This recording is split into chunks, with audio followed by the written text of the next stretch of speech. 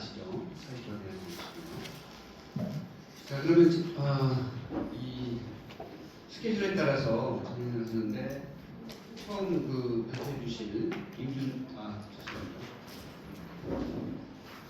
양준철 선생님 소개를 해드리겠습니다. 양 선생님은 2023년에 전북대학교 의과대학을 졸업하시고 인턴 대학에서 하시고 현재 전공의로서 근무하고 계십니다. 그러면 양 선생님 듣도록 하겠습니다. 부탁드리겠습니다. 안녕하십니까. 발표 시작하겠습니다. 방금 소개받은 양준철입니다. 전북대학교 병원 비뇨기학과 1년차입니다. 제가 오늘 발표할 주제는 Spinal Contusion Injury Influxed Ejaculatory Dysfunction is reduced by intrathecal infusions of gastrin-releasing peptide in male Gretch입니다. 우선 백그라운드부터 시작하겠습니다. 스파이널 코드 인저리는 성기능 장애를 크게 일으키는 원인 중에 하나로 삶의 질을 심각하게 저하하는 것으로 알려져 있습니다. 특히 남성 환자에서 85%에서 90% 정도 환자에서 사정 장애를 일으키는 것으로 보고되고 있습니다.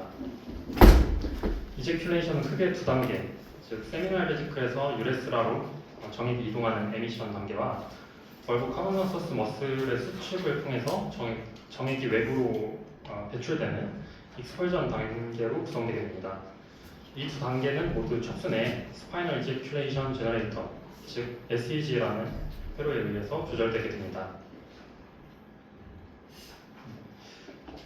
방금 말씀드린 SEG는 L3에서 L4에 위치한 럼바 스피노설라믹 뉴런으로 구성되게 됩니다. 이 스피노설라믹 뉴런은 도살 페나일 너브를 통해 들어오는 센서리 인풋 그리고 오토노믹, 모터 아웃풋을 모두 통합해서 이제큘레이션 리플렉스를 일으키는 것으로 알려져 있습니다. 이 과정에서 중요하게 여겨지는 뉴로펩타이드가 가스트린 릴리싱 펩타이드, 즉 GRP입니다. 이전 연구에서 GRP는 이제큘레이션을 촉진하는 역할을 하는 것으로 알려져 있습니다.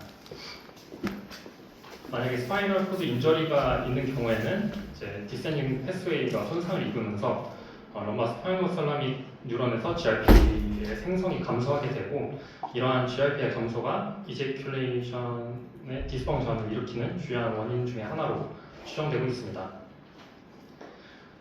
따라서 저희 연구에서는 스파이널 코드 인저리로 인해서 럼바 스파이노설라믹 뉴런에서 GRP 생성 감소가 이제큘레이토리 디스펑션의 주요한 원인일 것이고, 또 이렇게 부족한 GRP를 외부에서 인트라세칼로 주입하게 된다면 이제큘레이토리 리플렉스를 회복시킬 수 있을 것이다 라고 가설을 설정하고 연구를 진행하였습니다.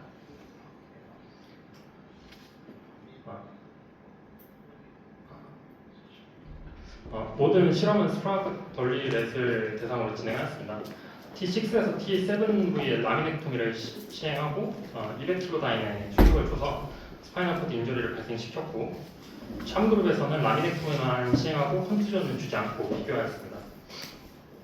모든 실험은 이제 수술 이후 5주 뒤에 마취를 시행하여 진행하였고, 복부를 절개해서 도살 페나일 너브, 벌브 카버너서스 머슬, 세미널 베지클을 부추시켰고, 벌브 카버너서스 머슬의 근전부, 또 세미널 베지클 프레셔를 카테터를 삽입해서 측정하게 되었습니다.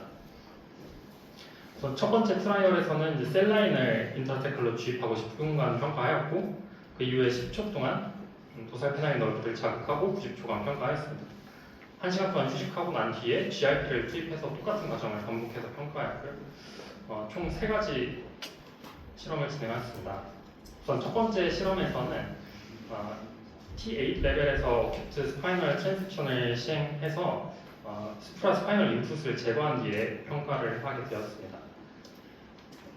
우선 첫 번째 실험의 결과에서는 앞서 말씀드렸듯이 수프라 스파이널 인풋을 제거하기 위해 어큐트 트랜스크션을 진행하고 실험을 하였고, GRP 단독 인퓨전만으로도 샴그룹과 스파이널 코드 인주리 그룹 모두에서 벌브 카버너서스 머슬의 버스트가 증가한 것을 확인할 수 있었습니다. 즉 브레인과 연결이 끊기더라도 스파이널 이제큐레이션 제너레이터 자체는 살아있고 GRP가 공급된다면 이제큐레이션 리플렉스를 스스로 생성할 수 있음을 시사했습니다. 또 그 이후에 GRP를 주입한 이후에 도살페나일 너브를 자극한 뒤에도 평가를 하였고 당연히 샴그룹은 인저리가 없기 때문에 기존에도 그 벌브 카브노서스 머슬의 버스트가 있었고 스파이널 코드 인저리군에서는 없었던 것을 확인할 수 있었지만 GRP를 주입한 이후에서는 스파이널 코드 인저리 그룹도 샴그룹과 비슷한 정도로 리플렉스가 회복된 것을 확인할 수 있었습니다. 다음은 두 번째 실험입니다. 첫 번째 실험은 수프라스파이널 인풋을 제거하기 위해서 어큐트 트랜셉션을 시행했다고 말씀드렸는데 두 번째 실험은 실제 스파이널 코드 인저리와 더 가까운 모델로 설정하였고 그 트랜셉션을 시행하지 않고 수프라스파이널 이니비토리 인풋이 남아있는 상태에서 평가를 하였습니다. 이 조건에서도 GRP 단독 투여를 했을 때 스파이널 코드 인저리 렛에서 벌브 카바노서스 머슬의 버스트가 뚜렷하게 회복된 것을 확인할 수 있었습니다.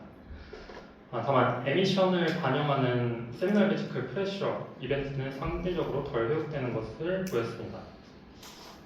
이러한 결과는 이제 모터 컴포넌트랑 오토노미 컴포넌트의 GRP 리셉터의 밀도가 차이가 있어서 발생했거나 또는 수프라스파이널 이니비션이 있었기 때문에 차이가 있었던 것으로 추정됩니다.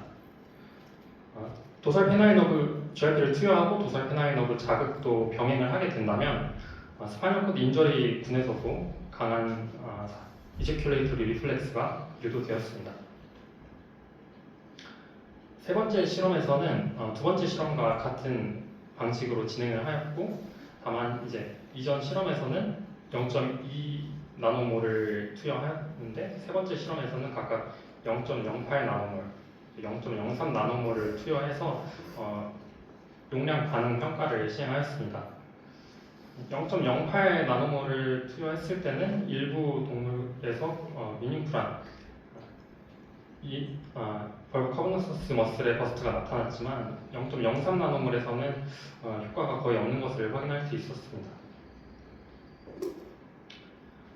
종합하면 결론은 다음과 같습니다. 스파이널 코드 인저리는 스페노살라미 트랙 뉴런에서 GRP 감소를 유발하게 되고 이것이 이제큐레이터리 디스펑션의 주요한 원인일 수 있습니다. GRP를 인트라세칼로 주입하게 되면은 SEG 활성도가 회복되고 스파이널 코드 인저리가 있는 렛에서도 모터하고 오토노미 이제큐레이션 리플렉스가 일부 회복되거나 아니면 완전히 회복되는 경향을 보였습니다. 또한 이러한 경향성은 수프라스파이널 아이솔레이션이 없어도 작동하는 것을 알 수 있었습니다. 따라서 결론적으로 GRP 리셉터 아고니스트가 스파이널 코드 인저리와 관련된 이제큐레이터리 디스펑션에서 새로운 치료 후보가 될 수 있다고 결론을 내렸습니다.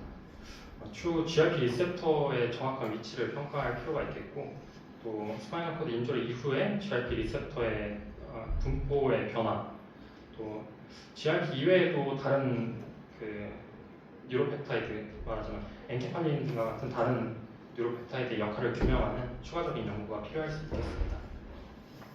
이상으로 발표 마치겠습니다. 네, 감사합니다. 질문 2개 받도록 하겠습니다.